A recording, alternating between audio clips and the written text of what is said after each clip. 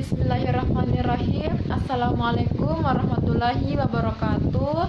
Perkenalkan, nama saya Mutiara Jamal, kelas A, NIM 170931882060012, dosen pengampu Perawati BTA Bustang SPD MPD, mata kuliah Pendidikan di PSD angkatan 2017. Ya, selamat pagi anak-anak. Pagi ya. Bagaimana kabarnya hari ini? Baik ya, alhamdulillah baik.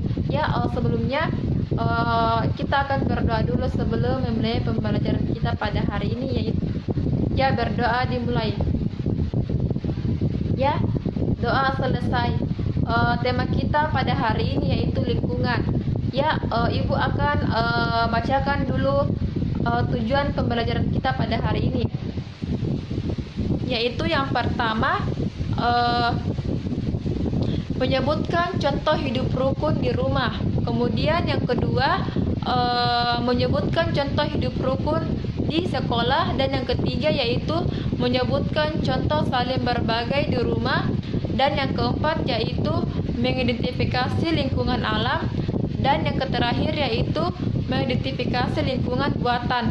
Nah, terlebih dahulu Ibu mau tanya dulu deh, ada yang tahu apa itu lingkungan dan apakah yang dimaksud dengan lingkungan? Definisi apa?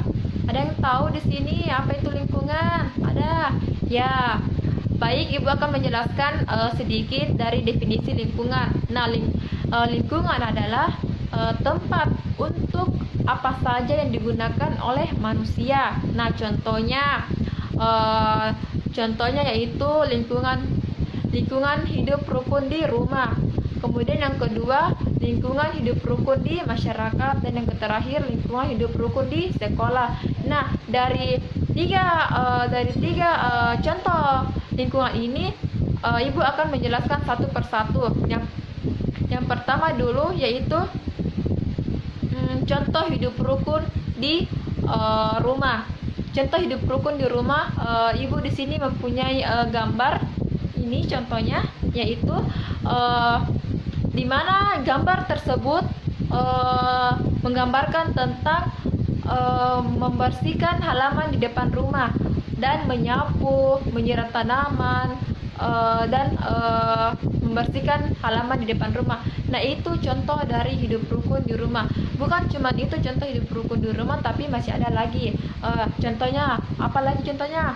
Ya, contohnya yaitu misalnya antara kakak dan adik ini saling tolong menolong. Misalnya si adik ini mempunyai tugas dari sekolah, tapi adik ini tidak mengerti, kurang paham. Nah, kita sebagai kakaknya harus membantunya, mengerjakannya agar si adik kita ini paham dan bisa mengerjakan tugas yang diberikan sama gurunya. Nah, itu contoh hidup rukun di rumah. Kemudian contoh hidup rukun di sekolah. Ada yang tahu di sini anak-anakku contoh hidup rukun di sekolah apa? Ya, Ibu akan jelaskan lagi contoh hidup rukun di sekolah. Misalnya contoh hidup rukun di sekolah itu seperti apa ya? Nah, misalnya ketika teman kita meminta bantuan kepada kita, kita harus menolongnya. Entah itu teman kita meminta bantuan pinjam alat tulis kah, misalnya pulpen kah, pensil, apalagi buku. Nah, kita harus meminjamkannya sebagai teman. Kita sesama teman harus saling tolong menolong. Kemudian yang selanjutnya yaitu menghargai pendapat teman kita. Menghargai pendapat teman kita. Ketika teman kita mengeluarkan pendapatnya, kita tidak boleh langsung mengeluarkan dengan kata-kata itu salah. Nah, itu tidak boleh. Nah, kita sebagai temannya harus menghargai pendapat teman kita, karena kita kan beda-beda pendapat orang lain, beda-beda pemikiran kita, jadi tidak boleh kita langsung mengeluarkan dengan kata-kata itu salah, tidak boleh. Nah itu contoh dari menghargai pendapat orang lain. Nah selanjutnya yaitu contohnya, apalagi contohnya hidup rukun di sekolah. Apa contohnya? Nah, contohnya ketika kita lagi berjumpa teman di jalan, misalnya, halo, assalamualaikum bro, halo salah, mak, assalamualaikum, gimana kabarnya? Dan bukan cuma teman kita saja dan bukan cuma teman kita saling menyapa di mana, di jalan, bukan. Guru juga ketika kita bertemu di jalan kita harus menyapanya, senyum, entah itu ucapan dengan salam kah, senyum, dengan berjabat tangan. Nah itu salah satu contoh dari hidup rukun di sekolah. Nah contoh hidup rukun, mau tanya dulu deh.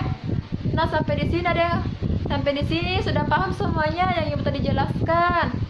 Nah, baik, kalau sudah paham kita lanjut lagi, yaitu hidup rukun di mana? Di masyarakat. Nah, hidup rukun di masyarakat, ibu di sini punya contohnya ya ini. Ibu punya contoh hidup rukun di masyarakat. Ini contohnya. Nah, hidup rukun di masyarakat yaitu pada gambar tersebut menceritakan tentang memperbaiki jalanan rusak dan bergotong royong di lingkungan masyarakat. Nah, itu contoh dari hidup rukun di masyarakat. Kemudian ibu mau tanya dulu deh, kayaknya kalian sudah ngantuk deh. Bagaimana sampai di sini sudah paham yang tadi ibu jelaskan? Sudah paham?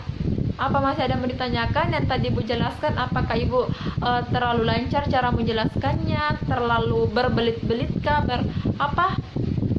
Sekalian sudah paham ya. Baik, di sini ibu punya ada lagi lingkungan buatan. Nah, ada yang tahu apa itu lingkungan buatan? Nah, lingkungan buatan itu seperti apa? Contohnya waduk, bangunan, kebun, sawah, apalagi masih banyak. Kebun, sawah, bangunan, waduk, apalagi. Nah, mungkin cuma itu. Nah, ibu akan jelaskan dari ibu tadi sebutkan. Yang pertama, lingkungan buatan itu seperti contohnya kebun. Nah, kebun ini memiliki lingkungan buatan yang dibuat dari tangan manusia sendiri. Dari kebun ini menghasilkan banyak penghasilan. Misalnya kebun, kita menanam di kebun, yaitu kayak sayur-sayuran, wortel, terong, jagung, dan lain sebagainya. Itu manfaatnya. Itu dari hasil buatan lingkungan buatan manusia. Kemudian yang kedua, sawah. Nah, sawah itu lingkungan hasil tangan buatan manusia sendiri. Misalnya padi kan itu biasa orang menanam situ di sawah. Nah, itu dari hasil tangan manusia juga. Nah, kemudian ada lagi dari itu? Ya, tidak ada. Ya, mau tanya dulu deh, yang tadi ibu jelaskan, apa sudah paham yang tadi ibu jelaskan? Ya, kalau gitu